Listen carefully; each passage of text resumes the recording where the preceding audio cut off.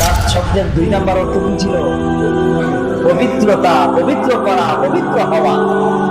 কোরআন তার প্রমাণ যে যাকাত যদি আমরা আদায় করি আমার সম্পদ কি হয়ে যাবে? পবিত্র হয়ে যাবে। হাদিসের ভিতরে আসছে যাকাত হচ্ছে সম্পদের ময়লা।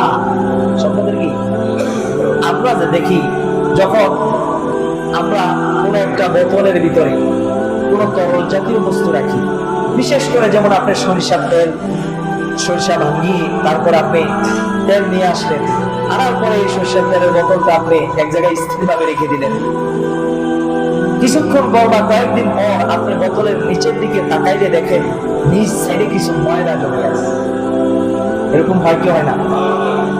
অন্যান্য বোতল মধুর ভিতরে আপনি মধু রাখছেন, দেখেন নিচে কি যেন কালো কালো কিছু ময়লা এসে জমে আছে।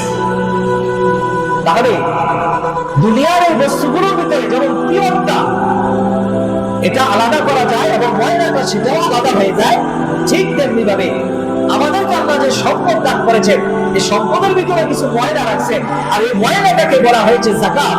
আর এই যাকাতটাকে আল্লাহ রাব্বুল আলামিন বলেন, বান্দারা তোমরা যাকাত আদায় করলে মানে তোমার সম্পদ পবিত্র হয়ে গেল। সুবহান।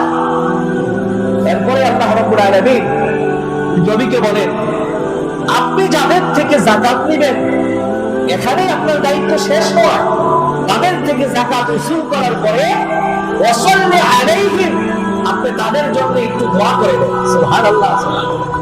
ইন্না সালাতাকা সাকানুন লাহুম, কারণ আপনার দোয়াটা তাদের অন্তরের জন্য বড় প্রশান্তি।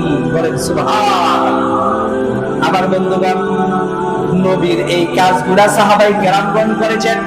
সাহাবায়ে কেরামগণ গণীদের থেকে যাকাত নিয়ে তাদের মান পবিত্র করে দিয়েছেন এবং আল্লাহ রাব্বুল আলামিনের বিধান মোতাবেক তাদের জন্য দোয়া করেছেন। আমার ভাইয়েরা, বর্তমানে ওলামায়ে কেরাম যারা আছেন তারা আপনাদেরকে নসিহত করেন যাকাত আদায় করার জন্য। আপনাদের থেকে অনেক আলেম ওলামা যাকাত উসুল করে গরিব গরিবদের হক গরিব পর্যন্ত পৌঁছানোর চেষ্টা করেন। যেই সকল ওলামায়ে কেরামগণ আপনাদের থেকে যাকাত উসুল করে গরিব অসহায় এতিম বাচ্চাদের কাছে পৌঁছায়া দেয়, তারা আপনাদের জন্যও বিশেষ করে দোয়া করেন। তাদের দোয়াও আল্লাহ রাব্বুল আলামিন কবুল করেন। ঠিক না বেঠিক?